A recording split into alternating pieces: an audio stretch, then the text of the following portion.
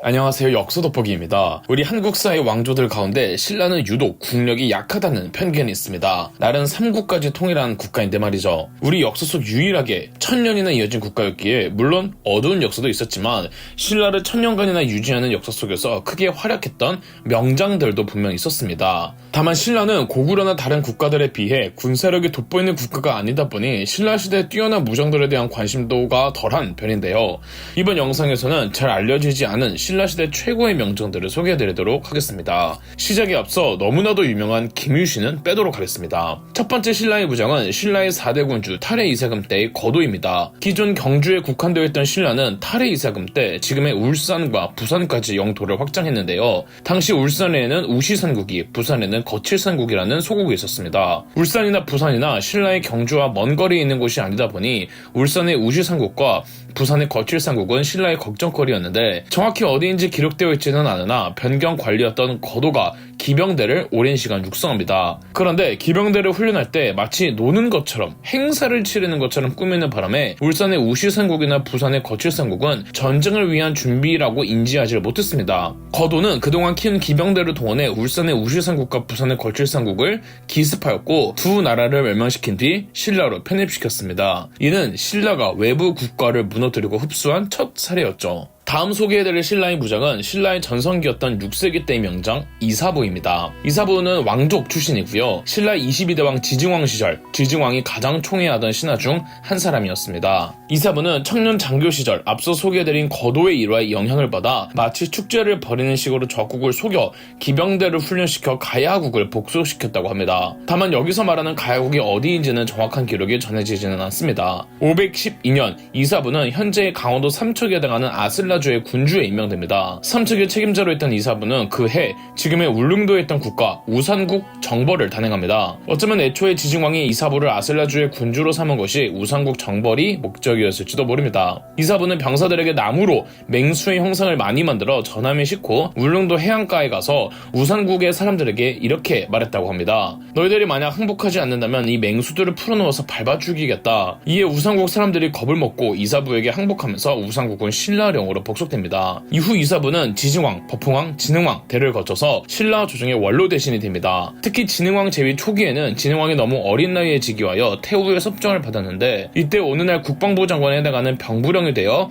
사실상 신라의 군권을 좌지우지하고 있었습니다. 550년엔 이사부가 고구려의 도살성을 빼앗고 나아가 고구려가 빼앗은 백제의 성 금현성을 탈환해 주었죠. 도살성은 충북 단양에 있던 성이었으며 금현성은 충북 제천에 있던 성이었습니다. 훗날 진흥왕이 한강 유역까지 진출할 수 있었던 건 본인의 제위 초반기 이사부가 충청북도 지역까지 신라의 영토를 넓혀준 덕분이라고 할 수 있죠. 다음 소개해드릴 신라의 무장은 진흥왕 때의 화랑, 사다함입니다. 사다함은 높은 가문의 귀한 자손으로서 풍지가 깨끗하고 준수하며 뜻과 기백이 방정하였다고 합니다. 사다함은 화랑이었는데 아직까지 신라가 화랑을 국가적 차원으로 관리하지는 않았고 민간의 공동체 문화였을 때였습니다. 신라 진흥왕이 대가야를 멸망시키는 전쟁에서 사다함이 15에서 16세의 나이로 전쟁에 참여하겠다고 지원하였습니다. 진흥왕은 사다함이 너무 어려서 허락하지 않으려고 했으나 사다함의 의지가 너무 강력해서 허락해 주었죠. 대가의 수도에 이르르자 사다함이 사령관에게 청하여 스스로 선봉정을 자처했고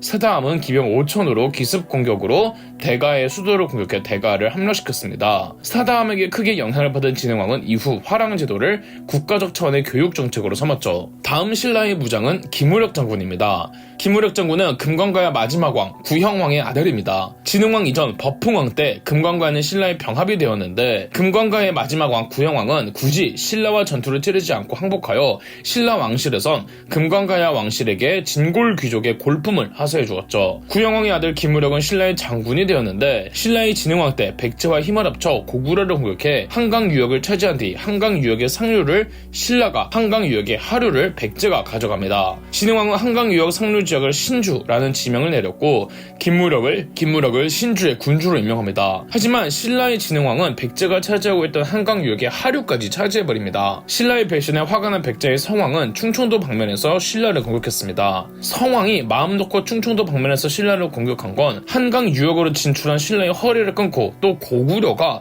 호시탐탐 빼앗긴 한강 유역을 노리고 있었기에 한강 유역을 다스리던 김무력이 별도로 군사를 움직일 수 없다는 확신이 있었기 때문이죠. 아니나 다를까 백제의 상황은 초기 군사적 우위를 점했으나 김우량은 예상을 깨고 파격적으로 군대를 이끌고 한강에서 나와 충청도 방면으로 진격해 매복작전으로 관산성에서 백제 성왕의 군대를 공격해 큰 승리를 거두고 백제 성왕을 전사시키는 어마어마한 큰 공을 세우죠. 이로써 신라는 완전하게 한강 유역을 차지하게 되었습니다. 참고로 이 김우량의 손자가 김유신이죠. 다음 소개해드릴 신라의 무장은 김유신의 아들 김원술입니다. 김유신이 신라 삼국 통일의 영웅이었으니 그 다음 세대인 김유신의 아들 김원술은 나당전쟁 때 인물이었는데요. 하지만 중국의 당나라는 신라까지 병합할 야욕을 펼쳐보였고 신라는 그런 당나라를 상대로 나당전쟁을 일으킵니다. 다만 초기 나당전쟁은 당나라의 우위에 있었습니다. 이때 김유신의 아들 김원술의 흑역사가 있었는데요. 나당전쟁 초기에는 신라가 고구려 부흥운동을 지원하는 형태로 나당전쟁을 전개했습니다. 하지만 당나라 본국에서 지원군을 보내주자 전세가 빠르게 역전되었는데요. 672년 어느 날 황해도 일대에 벌어진 성문전투에서 신라군이 당나라군을 상대로 대패배를 해버립니다. 이때 전장에 김유신의 아들 김원술이 있었습니다. 김원술은 겨우 도주에 성공해 목숨만 부지할 수 있었는데 아버지 김유신은 어찌 패전의 장수가 목숨을 부지하고 돌아올 수 있냐며 다시는 아들의 얼굴을 볼 수 없겠노라 선언합니다. 아니 심지어 김유신이 당시 신라의 국왕인 문무왕에게 가서 자신의 아들에게 패전의 책임으로 극형에 처하라고 주장했으나 문무왕이 김유신을 말릴 정도였죠. 김유신의 아들 김원술은 다시는 아버지를 보지 못하다가 끝내 아버지 김유신이 죽고 말았습니다. 김유신의 아들 김원술은 어머니라도 볼 예정이었으나 생전 아버지의 뜻에 따라 어머니조차도 아들 보기를 거부했습니다. 김원술은 어마어마한 죄책감 속에서 절치부심하였는데요. 이미 아버지 김유신은 죽고 없었지만 신라가 당나라를 상대로 결정적으로 큰 승리를 거둔 전투가 두 전투가 있었습니다. 당나라 장수 이근행이 이끄는 당나라군이 황해도에서부터 경기도까지 계속 남하하며 신라를 위협하고 있었는데 675년 지금의 경기도 연천군인 매소성에 근거지를 두고 한강에 신라군을 계속 공격하고 있었습니다. 같은 시기 경기도마면 천성이란 곳에서 서린귀의 당나라 부대가 신라군의 기습을 받아 군대를 잃고 도망친 사건이 있었습니다. 열악한 신라 상황에서는 간만에 올린 승종구였고 당나라 입장에선 잘 나가다가 진군의 기세가 한풀 꺾인 것이나 다름없었습니다. 무엇보다 천성 전투에서의 패배로 당나라 보급이 끊겨버린 상태가 되었습니다. 이때르기에 북한 산성에 주둔 중이었던 신라 군대가 일제히 매소성을 공격했고 사기가 꺾여있던 당나라 부대는 매소성에서 나와 후퇴했습니다. 당나라 4만 명의 속절없이 신라군의 칼에 쓰러졌으며 근처에 말무덤이라는 말이 지금까지 내려오고 있을 정도로 말 시체가 어마어마했다고 합니다. 이 전투가 675년 나당 전쟁의 전환점을 맞게 되었던 매소성 전투이며 이때 투입됐던 장수가 김유신의 아들 김원술이었죠. 김원술 입장에선 설욕전이었으나 이미 아버지가 죽은 이후라 이것을 보여줄 수가 없었고요. 다음 소개해드릴 신라의 명장은 시득 장군입니다. 과장 조금 버텨서 이순신 이전에 시득이 있었다고 할 정도였는데요. 신라가 당나라를 상대로 결정적으로 큰 승리를 거둔 전투가 두 전투가 있었다고 했죠. 그중 하나가 매소성 전투였습니다. 매소성 전투에서 패배하고도 당나라 군대는 한강과 임진강 유역에서 계속 신라의 성들과 싸우며 일진일퇴를 거듭해갔습니다. 다만 매소성 전투를 기점으로 당나라 군대는 더 이상 한강을 넘어오지는 못하고 있었습니다. 그렇다면 남쪽에서 당나라의 수군이 신라의 허리를 잘라버려서 북쪽에 있는 당나라의 육군이 다시 안전하게 내려올 수 있도록 해야 했겠습니다. 또 옛 백제의 수도 사비성도 되찾아야 했고요. 절지부심한 당나라 부대는 수군들을 있는 대로 끌어모아 충청도 방면의 금강 하구인 기벌포로 향했습니다. 당나라 측 사령관은 다름 아닌 서린귀였습니다. 서린귀의 당나라 수군은 반드시 기벌포에서 승리를 해야만 매소성 전투의 패전을 만회하고 지금의 경기 충청권에 대한 당나라의 지배력을 회복할 수가 있었죠. 전반적인 전략 목표를 고려해봤을 때는 서린귀가 생각해낸 전선은 지금의 충남 서천인 기벌포가 가장 적당했을 겁니다. 참고로 기벌포는 백제의 멸망 전 성충이 죽으면서 당나라가 쳐들어오면 무조건 막으라고 의제왕에게 충고했던 그 지역입니다. 서린귀가 이끄는 수군이 기벌포로 향하자 신라의 문무왕도 시득을 기벌포로 보냅니다. 시득이란 장수가 누구인지는 제대로 나오지 않고 또 시득이 이끌었던 병력에서도 제대로 명시되어 있지는 않아서 참 아쉽습니다. 676년 11월 한 달간 크고 작은 전투를 23번이나 치르는데 첫 전투에서만 신라군이 타격을 받았고 나머지 22번의 전투를 모두 이겨내면서 서린귀의 수군은 본국으로 후퇴했습니다. 당나라 가족군 4,000명이 죽었다고 하며 당나라의 마지막 회생책이었던 서린귀의 한반도 중부지방 진출이 좌절되어 버렸습니다. 이 전투가 기벌포 전투입니다. 옛 백제의 성충은 의자왕에게 당나라와 싸워서 이기려면은 반드시 기벌포 하구에서 당나라를 막아야 한다고 했으나 의자왕은 그 말을 듣지 않고 내부까지 깊숙이 유인하는 책을 썼다가 실패하고 백제가 멸망했습니다. 그런데 신라가 얼떨결에 기벌포의 하구에서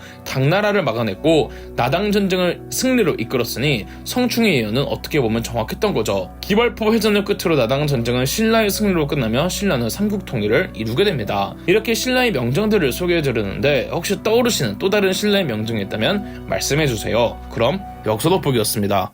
저희 역사 돋보기가 멤버십 가입을 시작했습니다. 멤버십 가입을 해주신 분들 덕분에 영상 제작에 큰 도움이 되고 있습니다. 감사합니다.